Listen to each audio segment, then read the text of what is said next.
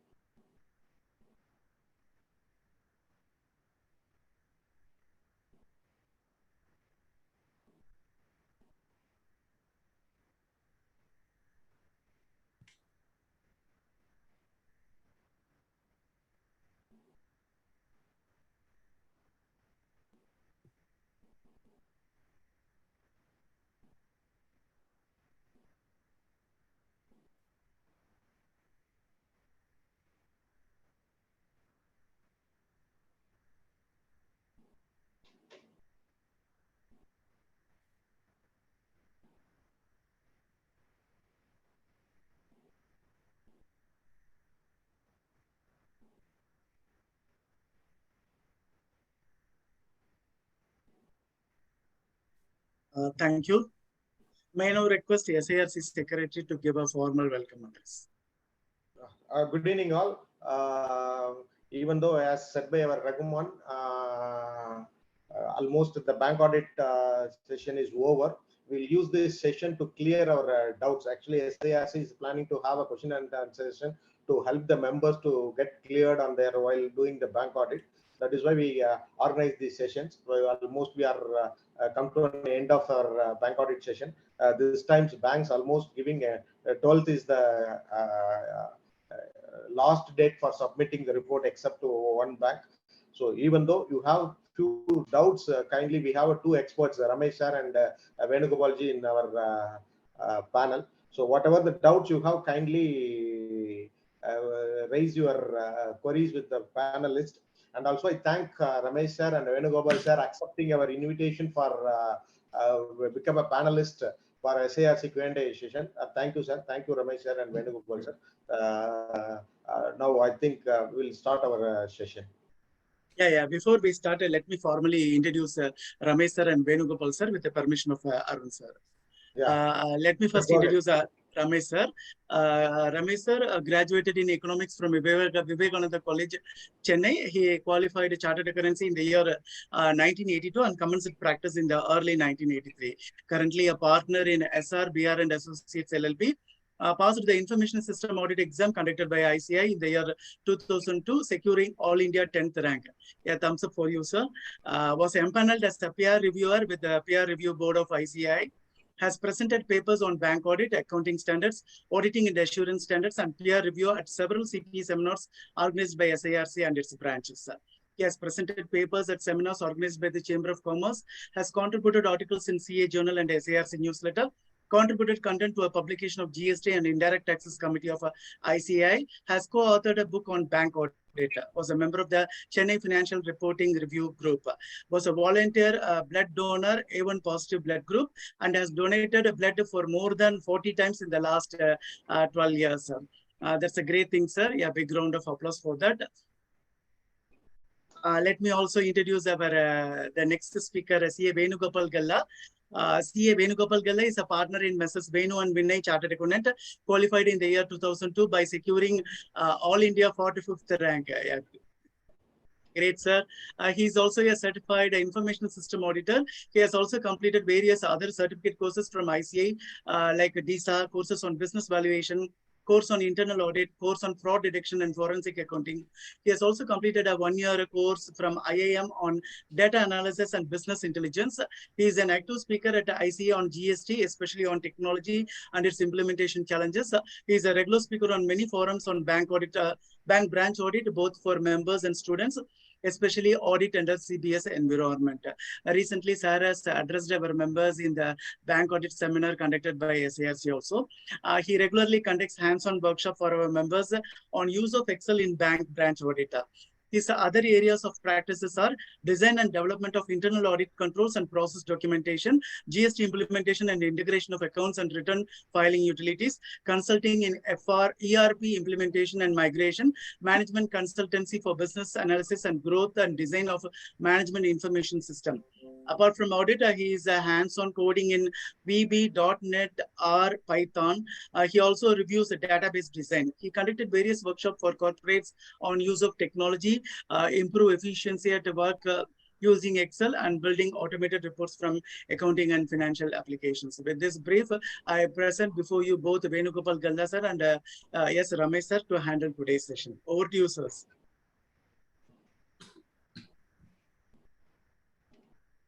Participants, you can either raise your hand so that we can unmute, you can ask your query, or you can use the Q&A option available in the Zoom platform.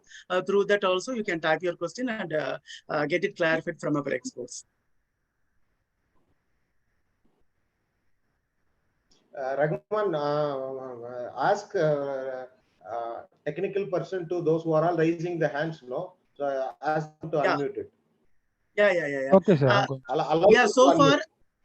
So far, Olivin and Shashi Kumar has raised the hand. Rilwan, please unmute Olivin. Yeah, you can ask your query. Unmute and ask, sir. Olivin, sir. Olivin, sir. Yeah. ಅದೇ number ಎಲ್ಲರಿಗೂ ಅದೇ ನಾವು change ಇಲ್ಲ ನಾವು book ನೋಡಿ ಈಗ ನಾವು invest ಮಾಡೋದು ನೆಕ್ಸ್ಟ್ ಮಂತ್ ಕಳಿಸೋದ ನಂಬರ್ ಹಾಕಿ ನೆಕ್ಸ್ಟ್ ಕಳಿಸಿ ಈಗ ನಾನು ಒಂದರಿಂದ number Olivin, sir, I think you are from Bengaluru speaking Kannada. You can ask your question to our experts, please. Olivin, sir. Sir, there is another person waiting. Yeah, please unmute him. And Sasi Kumar. Yeah, Sasi Kumar. Sai Kumar. Yes. Hi, sir. Am I audible? Yeah, absolutely, sir. Please, sir. Hi, good evening, sir. Sorry, I'm not able to switch on my cam because internet connection is very unstable. Yeah. So let me straight away come to the question, sir. See, I'm actually in the final stage of concluding branch bank audit in SBI.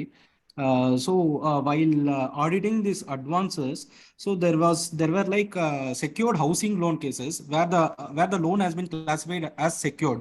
See, as per my opinion, if loan has to be classified under secured means it has to be mortgaged, right, sir? Hello, am I still audible? Yeah, you are very much audible, Mr. Sai Kumar. Our experts will address your query. Yes, the loan has... You are on mute. Sorry? Raghuman, unmute both Ramesh sir and Venugopal sir. Am I audible now? Can you hear me? Yeah, you are audible, sir. You are audible. Mr. Sai Kumar, let me just restate your question. Your question is whether a housing loan can be shown as secured when the mortgage has not been done? Is that your question? Sir, I repeat my question.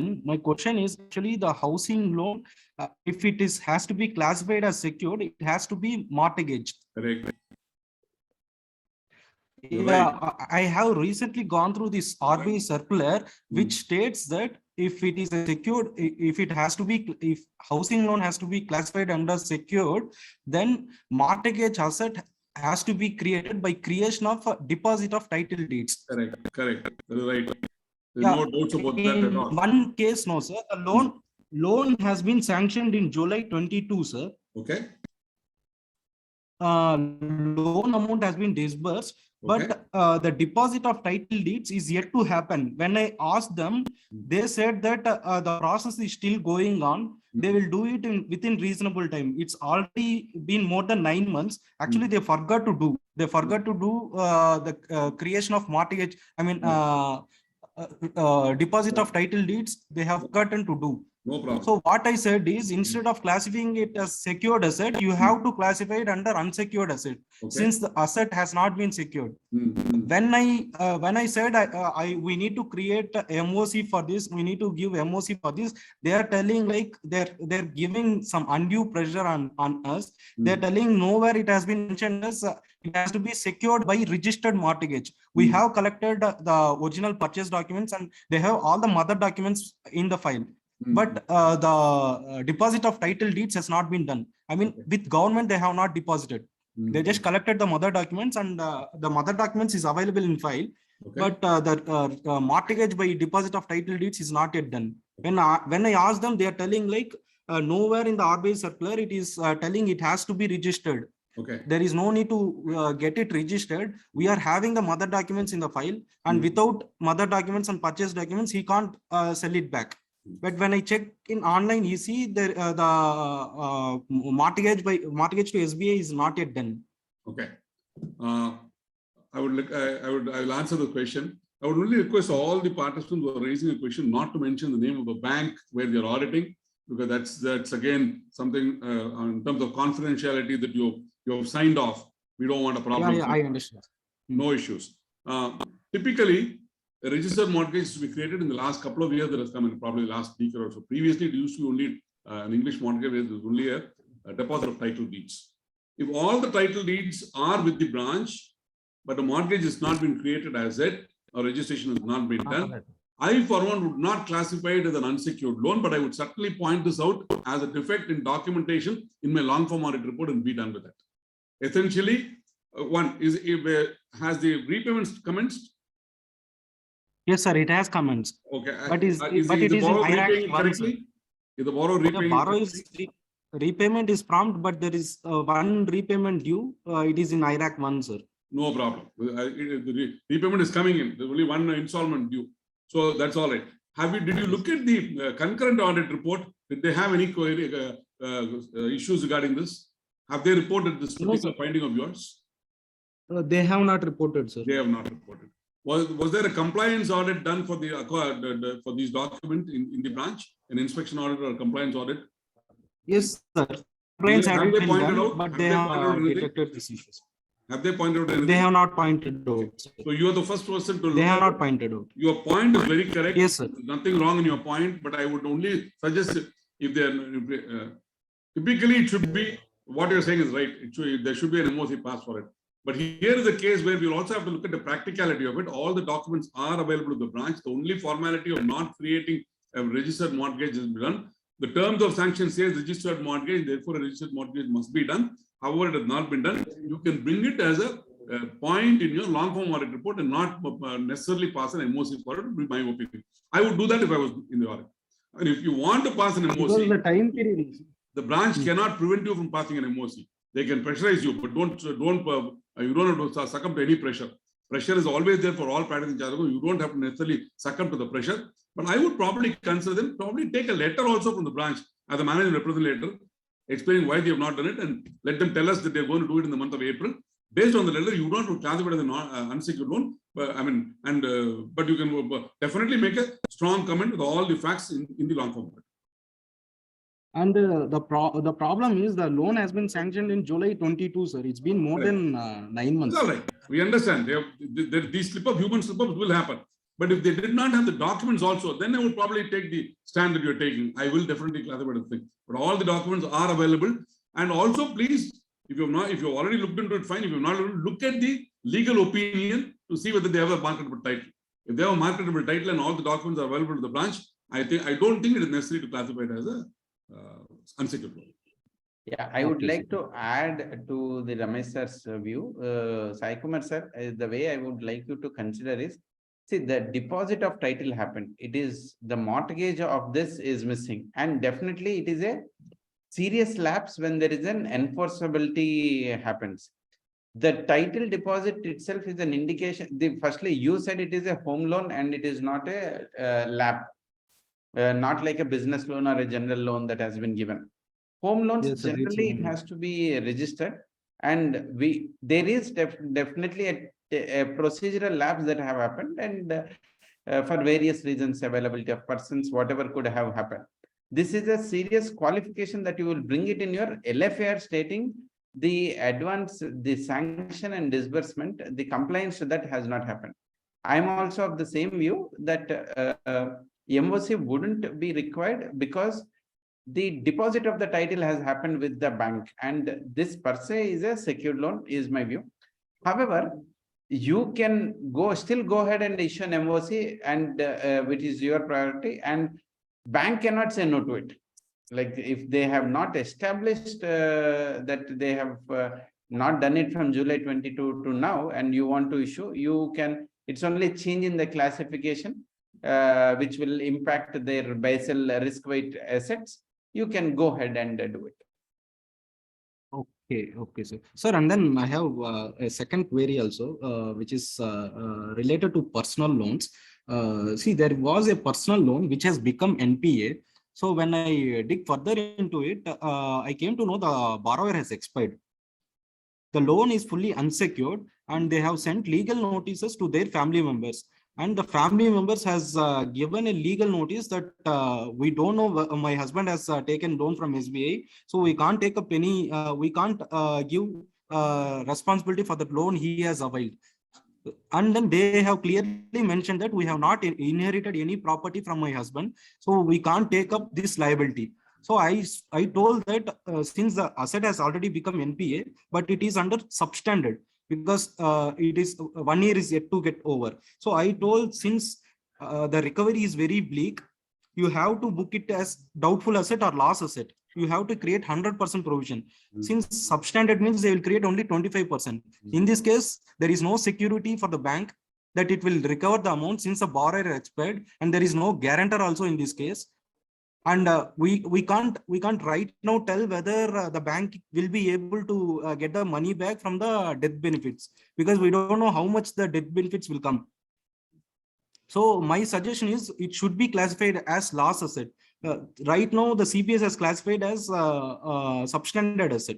So am I right in reclassifying it as loss asset, sir? Okay, to answer the question, what are the security available at the time of sanction of loan? Was there a security available? There is no security, sir. It's purely unsecured loan. It's an unsecured loan, right? Yes, sir. Yes. Typically, when we talk about taking to doubtful or loss, we talk about an erosion of the value of security. Once there is no value, there is no security ab initio, you really cannot say that you will have to only classify it as a loss. But again, having said that, you have every right to say it should be a loss, because this is basing on the fact that the relatives have said we have not inherited anything. But then what they are saying need not be true. Okay, if the bank proceeds against the legal heirs, if they were inherited anything, they are also liable for all the liabilities that the deceased person has contracted, and therefore there could probably be a case that they could receive the money, recover the money. What is the amount outstanding, if I'm not curious? It's 12 lakh. Actually, the employer, the Gratuity Act says the bank cannot attach the gratuity proceeds because it's a social security given to the family members. Correct. I'm not further going deep into the legal issues because we are not experts in legal things. So as far as balance sheet is concerned, the asset, see, there should be some backup for the asset as per prudential norms. Here, the asset itself, the recovery is very bleak. How can I create only 25%, provision for it?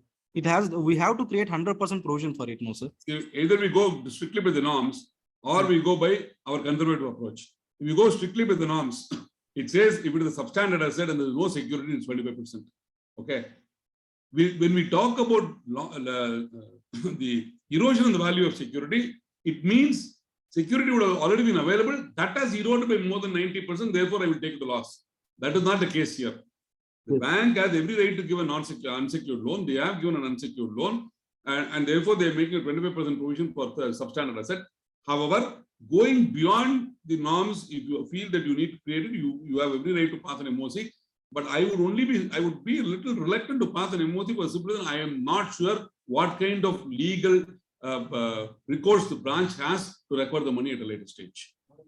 Therefore, I would probably again make this only another point for the consideration of central statutory orders by putting it to the long form audit report, because again, the amount is not very material. It's only 12 lakhs, so it's not completely material in terms of advances, as a percentage of advances. So I think if you insist on again, let me make one thing clear. If you want to pass an MOC, nobody can prevent you. Neither the experts in the panel, nor the Institute of Chartered Accountants of India, nor the branch. You have every right to pass an MOC.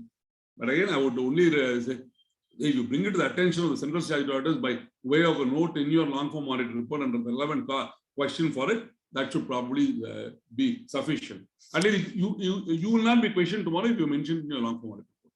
That should suffice, more than suffice. I just want to add one more point here. So generally, when the loans are given, even the personal loans, bank has a procedure to ask for a guarantor. So in the current case, Sai Kumar sir, is there any co-applicant or a guarantor? No, sir, there is no co-applicant or borrower, since the bank policy itself says if the borrower is a government employee, there is no need to take a guarantor or a co-borrower. Okay, so there is no guarantor. Only security they are having is if they get some death benefits, they will file a legal suit on the legal heirs and get back the amount. But we are not sure how much the legal benefit he will get, because his salary is around, net salary is around 30,000. We can't comment how much the death benefits will be. Yeah. Okay. So considering that there is a letter from the family member declining that there is a liability, that is definitely a ground where you can go ahead and recommend for an additional provision, because the efforts to recovery was made and the legal heirs denied the acknowledgement of the loan. No, so the problem is they're not agreeing. With that, for the simple reason that they cannot deny. If they are inheriting any property of his, they are liable for the liability also. In fact, we don't know. What Sai Kumar said is there is no inheritance of the property. No, but we don't know that. That's something which we only don't know. Exactly. So that is a legal battle which they have to go through. Once there is an asset inherited, the liabilities also inherit to it. So they have to honor the dues against the any assets that get inherited, which would include the benefits. The insurance policy has. Yes. If the gentleman has had any insurance policy, that will come in. And to Mr. Sai Kumar, just check on the gratuity. To my knowledge, only PF cannot be attached by any court of law or anything.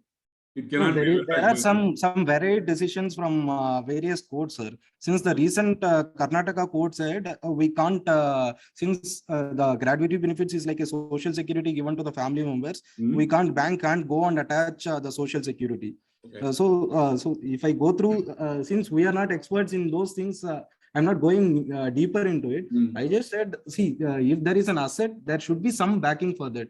There is, since the borrower itself has expired, we can't create an asset on the name of the borrower who has deceased. What you say is true. That point is very well taken. But we don't know what assets he has.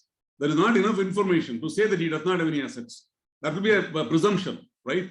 If the bank tomorrow finds out that he has insurance policies, finds out he has a house in his name, those are all assets. Obviously, the family might want to write a letter, immediately react to a letter saying we don't have any assets, we have not inherited. That might not be the true thing. So we cannot bring out all these points in your long form audit report if you're not going to propose an MOC. If you want to propose an MOC, go ahead, propose an MOC. The problem is they're not accepting for the MOC, sir. They're telling where in the act it is written that if the person has expired, they have to book 100% provision for it. Is there any? Yeah, what they are saying is technically correct, because your IRAC norm does not talk about an unsecured loan becoming an NPA and should directly go to loss of it. It is never stated anywhere. It only talks about the erosion of the value of security when you can take it, or some other case, the documents available. For example, they've gone to the court has ruled against the bank. Then the recovery becomes very difficult. But otherwise, the chance of recovery is still there. That's the point that the bank is trying to do. No, what I suggested is you create a loss for it. There is no compulsion that you can't go for a legal suit if you create a loss. You current year book it as a loss. Go for legal suit. If you make a recovery, then well and good. You can still book it as a profit in the next or subsequent years when you have a chances of recovery. When currently there is no chance of recovery, you book it as a loss. But they are asking like you show me the RBI notification which RBI circulars which says in the upon death of the borrower it has to be booked as loss. Is there any circular relating to those? No, not to my knowledge. To my knowledge, nothing like that. Okay. And No, sir, what there you are are no talking, circulars. what you are saying, Mr. Sai Kumar, is a right way of looking at it from a conservative basis, which will work with every private client, but will not work with banks. You will only be spending time discussing it again and again without coming to any conclusion. So you need to decide whether you want to put it as a MOC or a long-form audit report client and finish off. They will only, when we talk rules, they will also talk rules. They'll say, show me where it is set. And then that's about it. Any other questions, Sai Kumar sir? Yes, sir. I have one more question. Yeah, Final please, question. please, Sorry, I'm please. taking too much of time. No problem, no problem. Most This welcome. session is all about resolving queries, addressing queries. No problem, sir. Yes, the final query is like there is a cash credit loan of 10 lakhs, sir. See, for that cash credit loan, the DP computation they have not made for the past 1 year. And when I go deep and verify that file, the GST and returns have shown that he has not filed GST returns from past 6 months. I mean, right from September, he has not filed GST returns itself. I have checked in the GSTN site. The returns has not been filed right from September. Hello, am I audible? Yeah, you're with us. Go ahead. Yes, the GST returns has not been filed for past 6 months, and there is no financials of 21-22 also. But they have made a review based on credit and debit submissions. They are telling like there is no need that we need to check the GST returns and all. As a banker, we don't know whether he is filing GST returns or not. We don't know how to check the GST sites and all. So what they said is since the loan amount is very low, 10 lakhs, but the loan is not secured under Mudra loans. It is not secured. It's not a Mudra loan secured loan. So it's purely primary security is receivables and stock. What my contention is, since the business has not been, since the GST returns has not been filed, I can say that there is no business at all. Can you say that? If there is no You have GST, clients who are doing business not filing GST returns, so you can't say that. That's an assumption. Yes, my assumption is like since there is no GST returns, business they are not doing business at all. Since they're not doing business for past 6 months, can I classify this case as NPA, sir? I will allow I will ask Mr. Venugopal to answer this question, but only one thing let me tell you, Mr. Sai Kumar. I've been in practice for 40 years now, well past my age of 60. Do not recommend or do not put anything in your report based on your assumption. We don't know that. Unless we have that, don't come to any conclusion based on assumptions. Mr. Venugopal will take up this question. Yeah, sir, as Ramesh sir has rightly mentioned, that the business happening, not happening cannot be determined by not having a GST filings or we not submitting any financials. Now, there are active debits and credits into the account. Now, the client has defaulted in compliance with the GST law or income tax law is different from the RBI provisioning on the out of order. From the auditor's perspective, we are going to check whether the account is in order or out of order. Even submission of the stock statements, for you, since you are saying it is a 10 lakh loan, it might also not warrant to have a certificate from the statutory auditor. So as long as if the account is in order and it's not out of order, in my view, you don't need to classify it as substandard, saying that there is no business, hence the drawing power is 0. So I would classify this as a regular account only. Just to add to what Mr. Venugopal said, Mr. Sai Kumar, can I ask you 2 questions? When was the last stock statement submitted? First, Good, does the sanction ticket say that Sanction- stock statement should be submitted? Yeah, exactly. Sanction terms.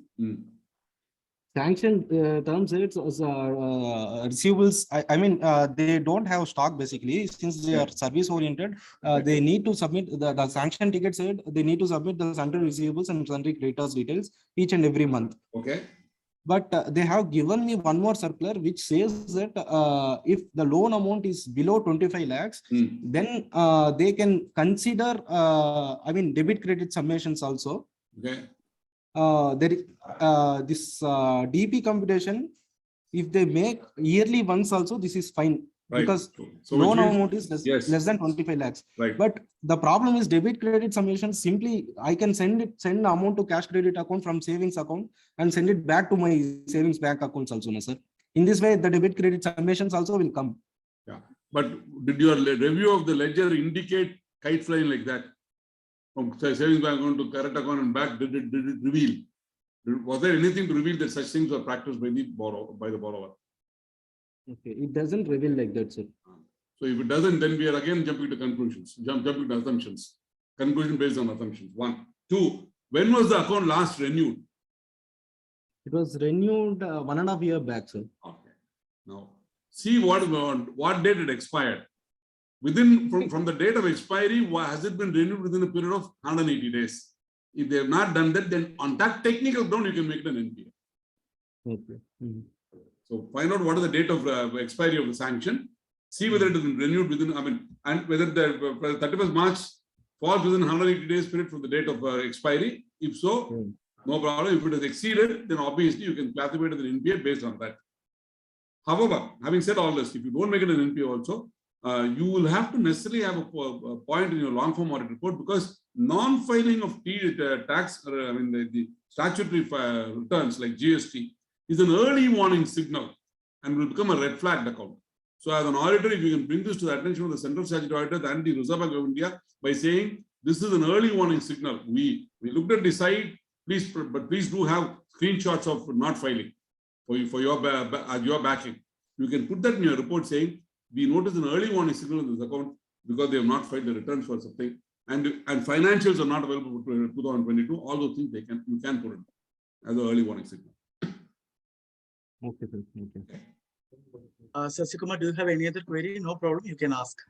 No, sir, I am done with it. Thank you. Mr. Sai Kumar, if you are going to the bank tomorrow and you're looking at these dates and all that, you still need some clarification. You can call either me or Mr. Venugopal. We will be glad to help you out with this. Okay. Can I get your contact details, sir, if you don't mind? I will certainly ask Rahman to tell it to you. No, not a problem. We will share, sir. We will share. Okay. Okay, sir. Thank you. I go to Mr. Venugopal also without seeking. No problem, sir. Absolutely. Sir, with the permission of Ramesh sir and Venugopal Galla sir, we are recording this session and we are uploading in our SIRC YouTube channel for the benefit of members at large. No problem. Yes, no problem. Sir, we have a waiting, one more member is waiting, Mr. Prakash Basri, who has raised his hand, sir. Technical team, please unmute him, Prakash Basri. Sir, please be ready with your queries, sir. Prakash Basri, sir. Technical team, please unmute him.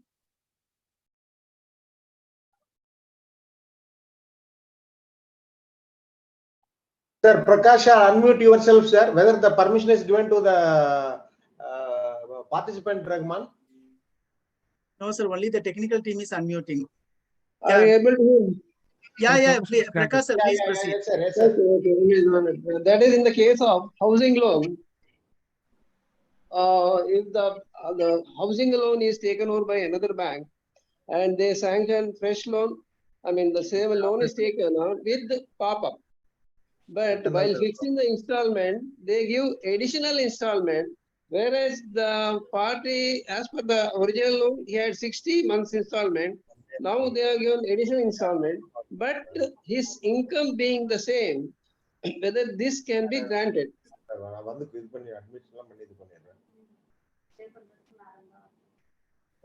Can you hear, sir? Yeah, we heard you. We heard your Yes, question. sir. When is the loan sanctioned, sir? Hello. Sir, when is the loan sanctioned? Original sanction? Original loan was sanctioned around 3 years ago. Okay, and that's the rescheduling happened during the COVID period? No, Is the that is rescheduling happened how 22. period or during the current period? Arun Yes, sir, you can 22. unmute, sir. Secretary sir, Arun sir. You can mute, please. Prakash sir, you please proceed, sir. Sir, Prakash sir, the question is. 22-23, the loan was taken over by another bank. Okay.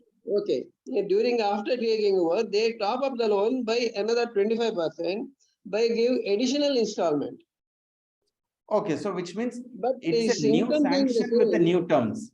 Yes, Is that correct? but income being the same, whether the takeover bank can sanction and give additional loan installment. Yeah. Sir, the banks have their choices of the priorities and the basis on their risk appetite. And today, owing to the competition, they will create their own policies, which is definitely approved by the management. So when the new bank has taken over and with the same EMI, they have extended the period, let's say 15 to 20 years or 20 to 22 years, whatever the term, again, which is completely governed by the RBI on looking at the age of the person. All those would be considered while fixing the term. So now the term has been extended. This extension is done by a new bank, which is like a new terms of a sanction. So we will not call this as a restructuring of a loan. Had it been a restructuring of the loan, the answer would have been different. Here, it is a fresh sanction of the loan. We can't compare the change in the terms of the old sanction to this new sanction by a taken over the bank. So in my view, this would be valid and this wouldn't be considered as restructuring, and we shouldn't put this under observation period for 1 year. Okay. But I was under the impression there is a rule or a direction by the Reserve Bank that when the loan is taken over, the original sanction installment should not be exceeded while taking over the loan by the subsequent bank. Is it correct? No, sir. No. So there's a the installment for the full period should be retained without further extension for the borrower. Is it a fact or I don't know? I think what you're referring to, sir, is with connection with taking an account which is an NP account, and then they can't do it. But they've taken a regular account. At least to my knowledge, I have not come across a circular like that. As Mr. Venugopal rightly put it, as a banker, I have a right to take over a loan from another bank, and after my appraisal, I think I can give him further loan at the same EMI by extending the number of years. Is a business decision that I take. Now, if you look at the appraisal note, probably when the EMI is fixed by the earlier bank, they fixed an EMI which is less than what he was capable of paying. Now, probably they fixed an EMI which is capable of paying. So, I don't think that really makes any big thing. You can only, in my opinion, you can only question the appraisal. If they have done a wrong appraisal, you have a right to question it, or you have a right to point it out in your long form audit report. If the appraisal note is clear and everything has been done, I don't see any problem with the account. Having said that, if you are able to text us the circular reference, I would certainly like to read that circular and see whether I can add to my knowledge and also help you interpret that circular. Okay. So one more question. Yeah. That is, in the fag end of March 23, and housing loans were taken over by another bank. Okay. And the bank released the amount, but they could not get the document from the earlier bank, whether the bank can treat it as a secured loan or unsecured loan. I of the opinion that it should be treated as unsecured loan. Whether it is correct. You want to treat it as an unsecured loan? Unsecured loan in the balance sheet, we have not treated as secured loan. We have treated as unsecured loan because the documents are yet to be received from the old earlier bank. Okay, that bank has acknowledged that they have received the money. That the bank acknowledged they will hand over the documents. Yes, but they are not released the documents to create the mortgage. It's only because everybody is busy with year-end closing an audit. It will happen. You can print this point in a long form audit report, but I don't think you should classify it as another bank has given a commitment that they are going to hand over the documents. Correct. So I agree with this view, sir. It is definitely a point for LFAR that the sanctioning terms are still to be fulfilled, but this will not change the nature of the loan. It will continue to be a home loan secured because as a procedure, home loan, they will have to this bank has to go only after receipt of the money, the original bank will go to the sub-registrar, get the charge satisfied, and they will release the mortgage. Then the new bank, there is a procedural thing, and as Ramesh sir said, year end, the busy, everything could have happened. But yes, you can bring this and the LFR, and in my view, this will not be called as an unsecured loan. Right. Thank you. That's all. Thank you, Mr. Prakash. Yes. Thank you, Prakash. Thank you.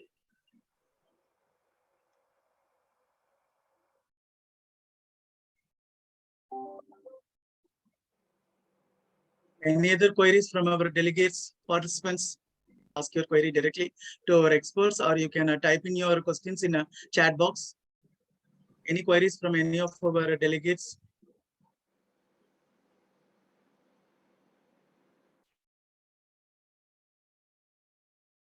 No queries, no doubts.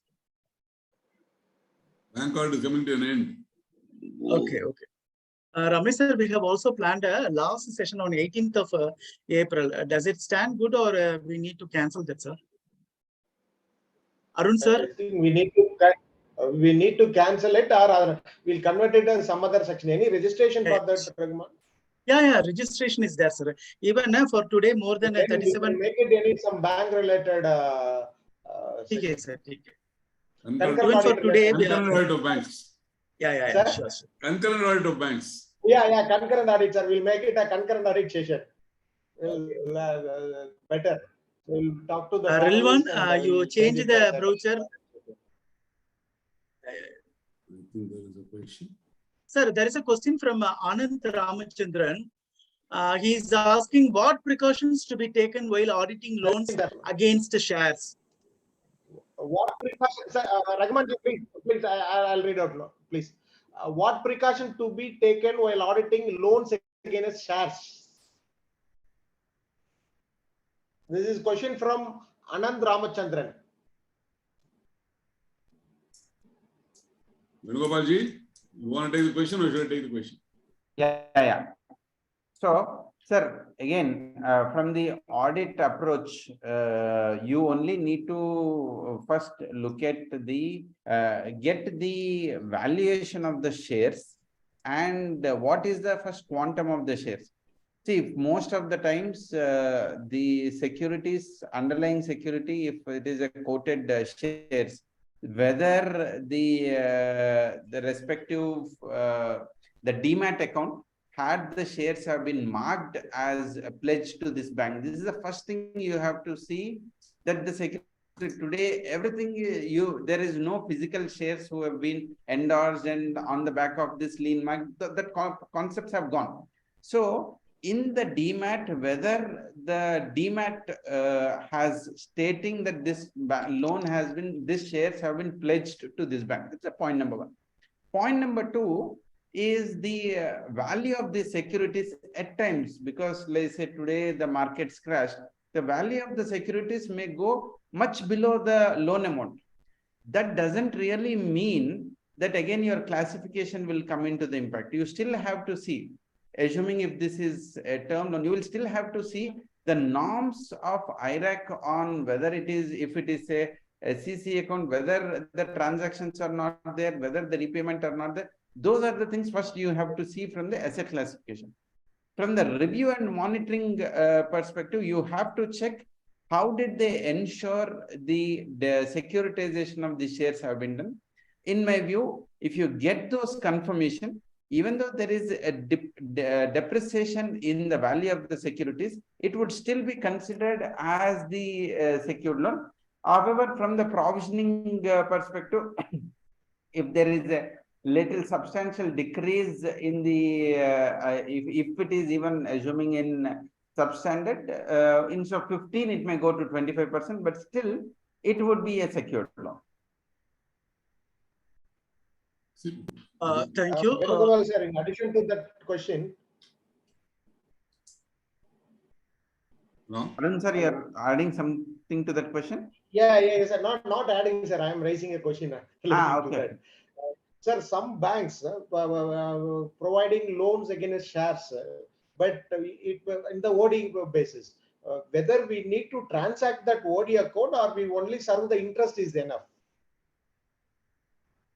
Come again, Arun? I didn't get your question.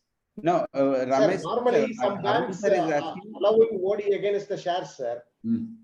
For that, whether we need to transact that account for the turnover purpose or churning purpose, otherwise only we serve the interest is enough. Not necessary at all, Arun, because it's not a business loan.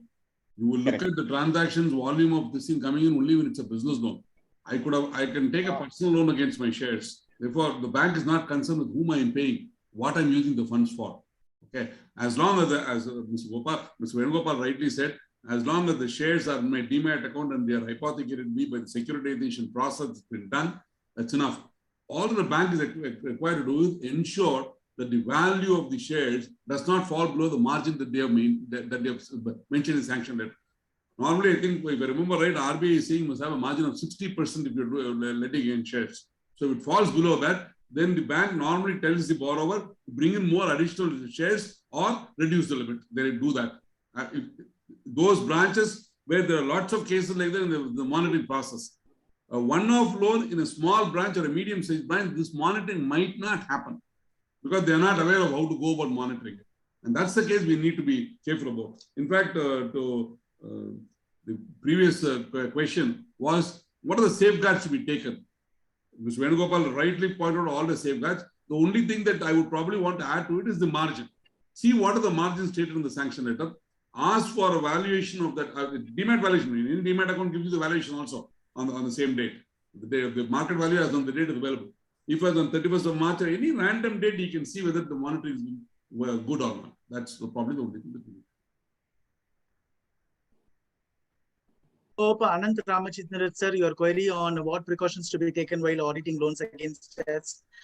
And also he's raising another query. Addressed. Raghuvanshi, please, he's raising another query. What about the bonus shares or right shares issued in the case of loan is granted against shares? Whether they go to the security of the loan? See, typically bonus shares also get added on to the demat account. Typically, the bonus shares also gets added on to the demat account. So if they mention that these are the shares in the demat account which have been secured with the bank, automatically they'll also become part of the security. When it comes to rights issue, unless he has subscribed for the rights, it won't come into his account. He can sell the rights, for which he needs to get the permission of the bank before he sells the rights. If it is under the security, then process, it has been securitized to the bank. Am I right, Mr. Venugopal? Is there Yes, any sir. So the bonus shares would automatically come to the demat. Yeah, because it's like it is the value of the share is derived from your net worth. And in a bonus, I'm capitalizing my reserves back to the capital, which means my value of the share is allocated. But in a rights issue, I'm getting a right for the fresh allotment. So you need to get the charge created for the rights into the demat account. Okay, this appreciation from Anand Ramachandran sir. Thanks for nicely answering. I appreciate that. Thank you, sir.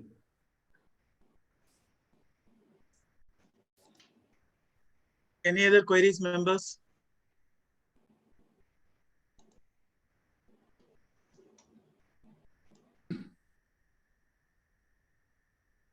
Any other queries from our 32 participants?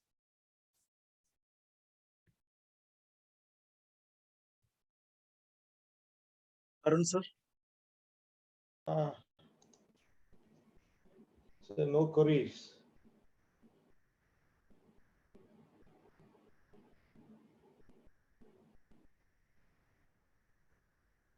Anybody Open question.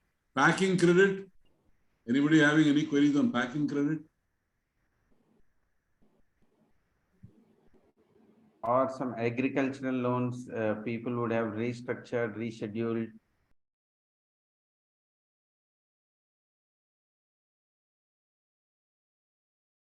Sir, is there any basic paper for rescheduling, sir, or short renewal? Both the things. Rescheduling is different, short renewal is different. Whether we need to collect any basic papers, sir? No, what is restructuring and what is the different? No. I'm not asking different. Actually, whether for short renewal, one thing, the question number one, whether we need to collect any paper from the customer for the restructuring of accounts. No. Question number one. Question number two, whether any basic paper is there for short renewals.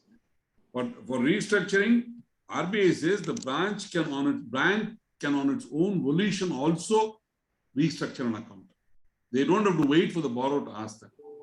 There are two ways of doing it. The borrower can come and ask them to do a restructuring, in which case there must be a letter from the borrower asking, I want this restructure, these are the concessions I want, these are the reschedulement I want, or whatever he wants, he can do that. Two, if the bank thinks that everything else is all right, but it is slipping into SMA 0 or 1 or 2 due to circumstances which are probably beyond the control of the borrower, and therefore we would not want to see this account going into an NPA, and we would like to restructure the account and maintain it a healthy account. So on its own volition, the bank can do restructuring. But the only thing RBI says is, if the bank is doing its own volition, it cannot take effect unless the borrower agrees to it. So only after they call the borrower and give him the restructuring letter or saying we are going to restructure it for you, and he agrees to the restructure, can the restructure go through or it cannot go through. As far as short renewal is concerned, any of these short renewal, because the limit has expired, they want to do a short renewal, they can do all sorts of short renewal within 180 days from the date of expiry of the sanction. Beyond that, they cannot do. There are some banks, in fact, a lot of queries from members the last 10 days has been on the short renewals. Sir, it expired sometime in December 21, but they are continuing to do short renewals. Not at all possible. It has to be done within 180 days. That paragraph in the IRAC master circular is very, very clear. For a short renewal, they actually don't require anything from the borrower, but they will normally get a letter from the borrower asking him to tell the bank that he has not been able to submit his financial statements because the auditor is not finalized it as yet or something. They will definitely get a letter. Even without that, they can on their own volition again do a short renewal, but they need to justify why they are doing a short renewal. If the borrower is not coming to the bank at all, if the borrower is not given any reason, then why is it that you're doing a short renewal? Have you contacted the borrower? Now, those are questions that auditors we can ask. For a own volition restructuring, I went to ask the question because I understand what's happening. But why are you doing a short renewal? Why is it that you're not giving you financial statement? When is the last correspondence between you and the borrower? Because you're now trying to restructure, trying to keep an account alive by renewing a sanction. But again, having said all this probably is something which concurrent auditor will look at it more deeply because we don't have the time to look at small things like this in the bank. But one thing which is very sure, Arun, which unfortunately our members are missing out is if the sanction expired and it has not been renewed within 180 days, 180 days. It will be made an NPA. That is something very important. Very, very important. Many relating to the short renewal, sir, whether they need to follow the RBI, is there is any RBI policy is there or the board policy of bank is enough?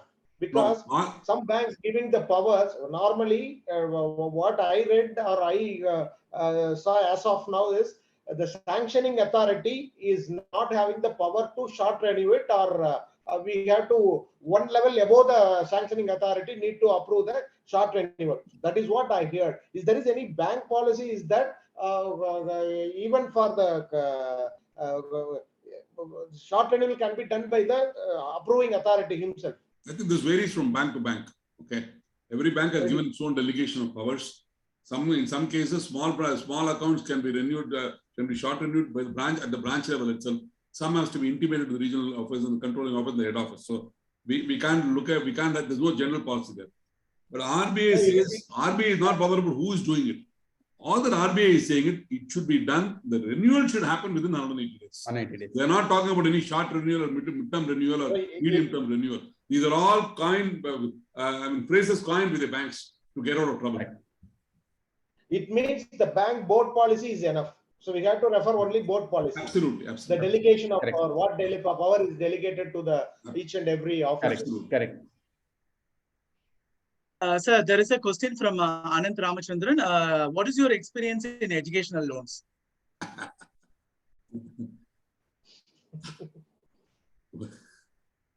I don't understand the question. You're talking about experience in It's education not loans. a question, sir. He's asking what is The the answer has experience? become very controversial, so I will leave it to Mr. Venugopal to answer that question.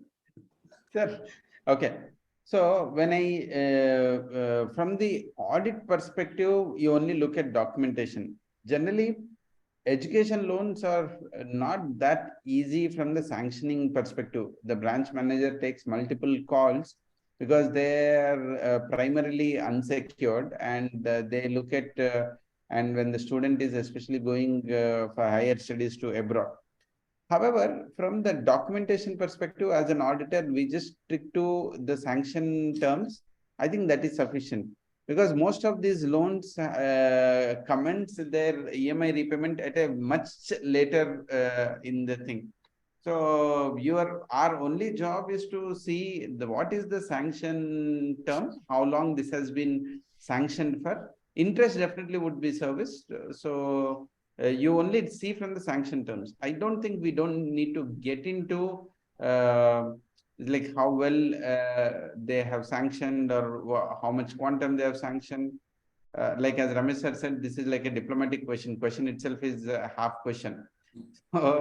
My answer would be sanction terms have been complied or not. And this is one LFR point. That's all I would say from the education loan perspective. Just to add to the education loan, in our experience, we found that quite a few cases, the repayment should have started, but it has not been started by changing the date of repayment in the client master, which is something which is against law, against the Banking Regulation Act, because I have sanctioned the loan, education loan. I'm saying the repayment will commence 6 months from the time he completes, from the date he completes the course or getting a job, whichever is earlier. Now that has to be done. But just because he has not got a job, they are shifting the due date of payment, the first installment to commence, which is actually amounting to restructuring. In that case, we need to take a serious look at it. And this can happen for education loans sanctioned at the branch level because it's easy for them to restructure it there. An education loan which is there, let us say 30 lakhs or 40 lakhs for somebody to go abroad, there will normally be a guarantee. It will not be done at the branch level, it will be done by a higher authority.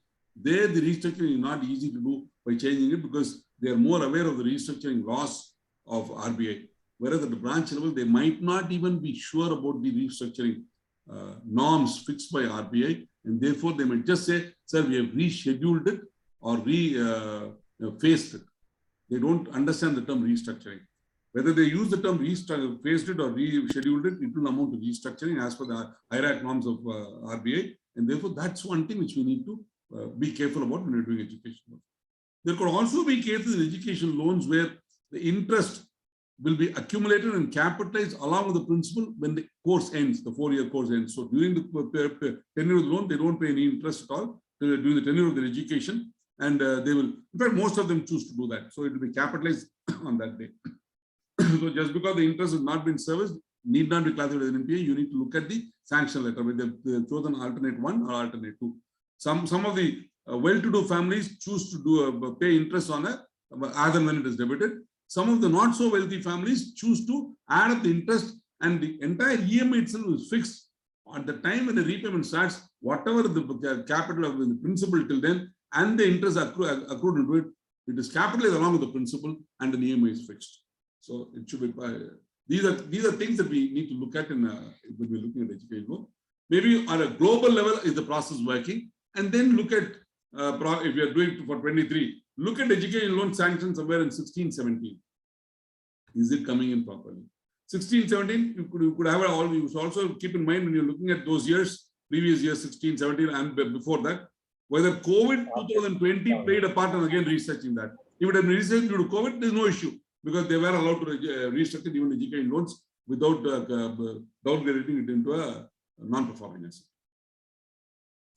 And just 2 points from the documentation perspective, just check for the as in the sanction file, they need to have the documents which is evidencing which is the university or college they are going, or if there is an affiliation, the prospectus and the fees details, especially for the loan, that should be part of the documentation that you need to check.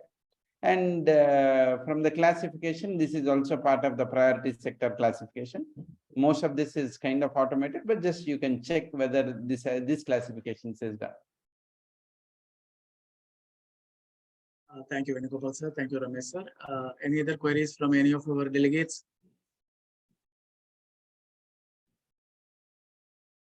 Hope all your queries have been resolved or addressed by our expert panelists who are present today, Ramesh sir and Venugopal Galla sir. Over to Arun sir. Thank you, sir. Thank you for clarifying all the doubts, sir. Even though we are end of the bank audit session, we have people to have questions. We were almost a 1 hour session, so it's not Yes, bad. yes, yes. Yeah, almost. Almost 1 hour. On a 1 hour. Participant, if there is any other question?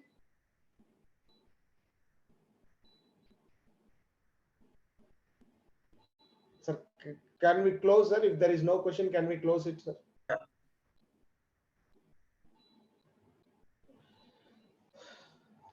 Since we'll wait for 2 minutes, if there is no question, we'll go further.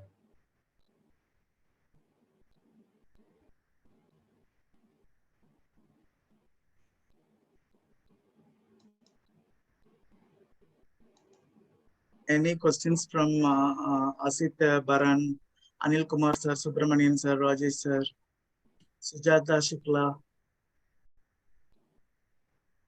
Dharmarajan sir, do you have any doubts?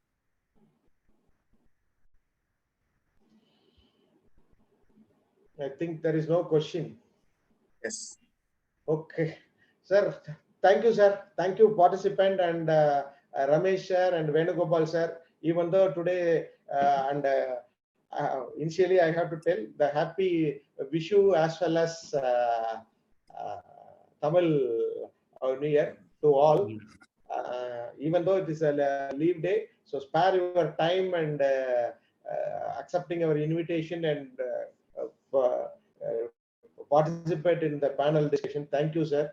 And also you have answered all the queries very clearly. So thank you, and request you to continue your support to SIRC for all our programs. Thank you, sir. On behalf of Venugopal and me, we're always available for SIRC and ICAI.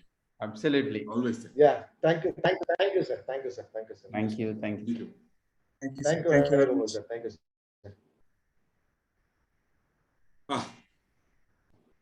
Now, recording left. Rilvan, you